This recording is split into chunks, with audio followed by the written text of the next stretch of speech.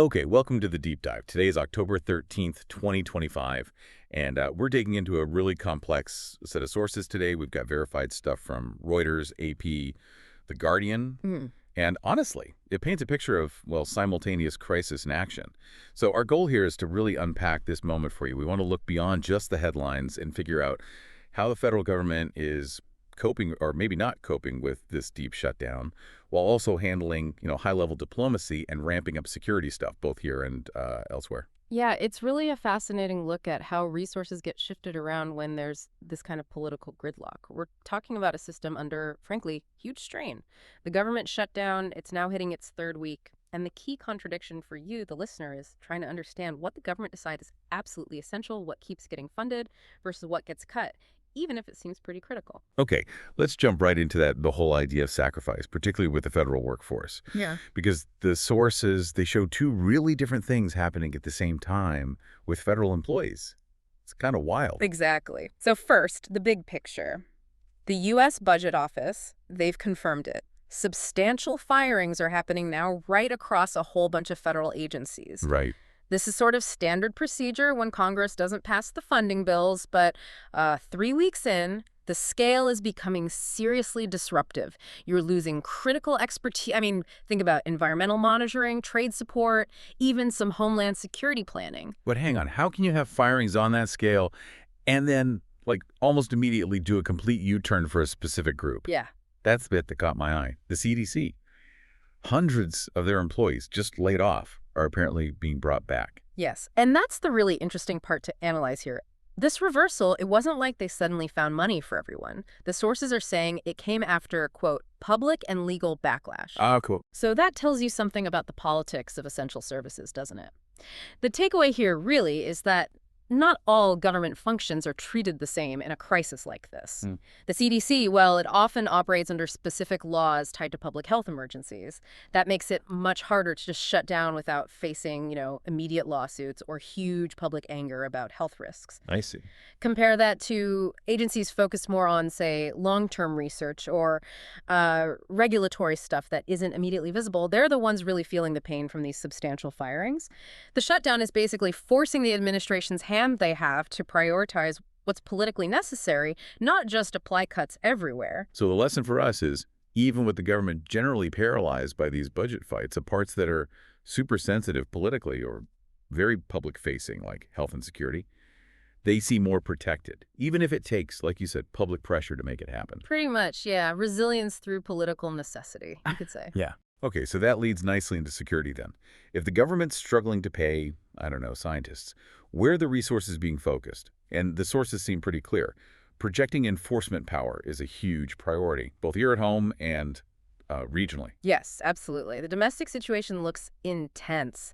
AP specifically mentions National Guard troops being deployed in several U.S. cities. Deployed? Wow. And this is happening, the sources say, amid growing protests. At the same time, you've got intensifying ICE raids happening across different areas. So the focus clearly on managing internal dissent and border enforcement, fiscal crisis or not. And this isn't just happening without pushback, right? The sources mentioned civil rights groups are already reacting, the ACLU specifically.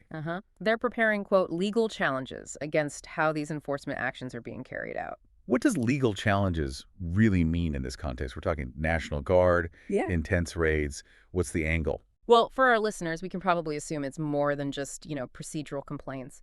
When you deploy troops domestically like this, or ramp up ICE activity so sharply, you immediately bump into constitutional question. Like? Fourth Amendment stuff. Unreasonable searches, seizures, maybe due process violations if things feel rushed or corners are cut. The ACLU isn't just filing paperwork here. They're likely aiming for fundamental challenges to the authority being used, questioning if it's even legally valid to prioritize this kind of enforcement budget while other checks, like maybe judicial oversight, are strained. I see. So a constitutional fight brewing there. Seems likely. Now, connect that domestic picture to the regional one. You see the same idea, prioritized enforcement, just playing out internationally. There's been a really significant increase in U.S. naval operations down in the Caribbean. Which seems like a massive expense, right? Especially when you hear about furloughs hitting other parts of the government, maybe even the military. So what's the official reason for that naval buildup? According to Business Insider, the rationale given is kind of twofold, which makes it strategically interesting. It's presented as part of a broader regional security effort, okay, standard language, but specifically, it's meant to counter drug trafficking and address the rising tensions with Venezuela. Ah, the Venezuela angle, huh? Exactly. And notice the overlap. Fighting drug trafficking. That gives a strong legal and, frankly, political justification for having more ships there, which conveniently also serves the geopolitical goal of, showing strength and maybe warning Venezuela off in the region. Hmm. So what we're seeing is this really clear, consistent policy choice. Money might be tight for running the government day to day for civilian services, but it's definitely there for projecting force, whether that's the National Guard at home or the Navy abroad. So, okay, domestic government is kind of paralyzed, but enforcement is getting hyper-focused funding and attention. That takes us to the third big area we wanted to cover, high-stakes diplomacy. How is all this internal chaos being seen from the outside? And how is the U.S. trying to negotiate its place on the world stage right now? Yeah. Because the sources flag a really critical meeting coming up. President Trump planning to meet with China's President Xi Jinping later this month. Just the fact their meeting feels significant.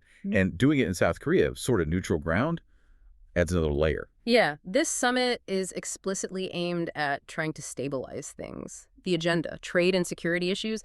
But, to really understand what's at stake, you have to look beyond those broad terms. Right. What specifics are we talking? Well, on trade, it'll likely center on those ongoing fights about tech tariffs, IP protections, access to critical supply chains, basically areas where both economies desperately need some predictability right now. Makes sense. And then, crucially, on security. It's almost certainly going to involve the situation around Taiwan, Chinese actions in the South China Sea. Those are the flashpoints. Any statement, any commitment the U.S. team makes on those specific security points, that's going to be the real measure of success for this summit, much more than just vague talk about trade. Analysts are, cautiously optimistic it could ease current trade tensions. But and this feels like the central puzzle this week. You've got the U.S. delegation heading to South Korea, trying to project stability, trying to smooth over global trade issues, while back home, the government is, functionally impaired because of the shutdown. How much influence does a diplomat really have when their own government looks unstable or gridlocked? That is the critical question you, the listener, really need to grapple with here. Domestic instability, it just inherently weakens your negotiating hand. How so? Well, think about it. Other leaders, especially if they're looking for the U.S. to give ground on something, they might just decide to wait it out. See if the U.S. sorts out its internal mess first. They might figure a desperate or politically weakened administration could be pushed into making concessions faster later on. Playing the waiting game. Exactly. This ongoing shutdown, it creates this perception of, both weakness and unpredictability. And that definitely colors every single conversation happening in South Korea. Right. How credible are your long-term promises on treaties or trade deals when your government can't even agree to fund itself for 3 weeks straight? Yeah, that puts a huge amount of pressure on this one single meeting, doesn't it?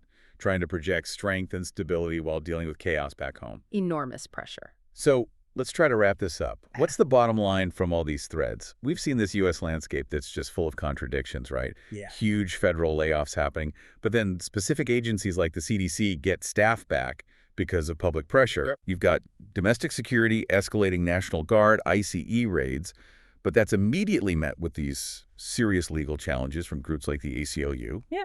And then you have these really critical diplomatic efforts like the Trump-Xi meeting, trying to stabilize global trade, even while the U.S. government itself is deeply unstable because of the shutdown. And if you pull back and look at the bigger picture connecting all that, the essential knowledge you get from these sources today is really about operational priorities. What's getting shut down? It's the parts of government that rely on, regular funding votes, discretionary spending. Those are grinding to a halt. Right. But the parts related to projecting force, internal enforcement, external geopolitical moves, those aren't just continuing. They seem to be actively ramping up.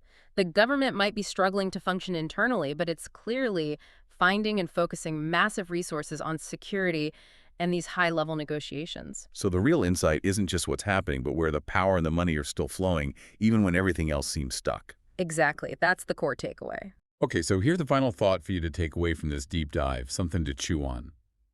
We heard analysts are, cautiously optimistic that this Trump-Xi meeting could ease trade tensions, but we also know about the domestic instability casting that shadow. So thinking about that, what specific thing, maybe a concession on tech supply chains, maybe something specific on South China Sea security, what would be the most reliable signal? The thing that tells you whether tensions are really easing or if the summit is just, a temporary pause, a politically necessary photo op before things heat up again. What's the key indicator to watch for?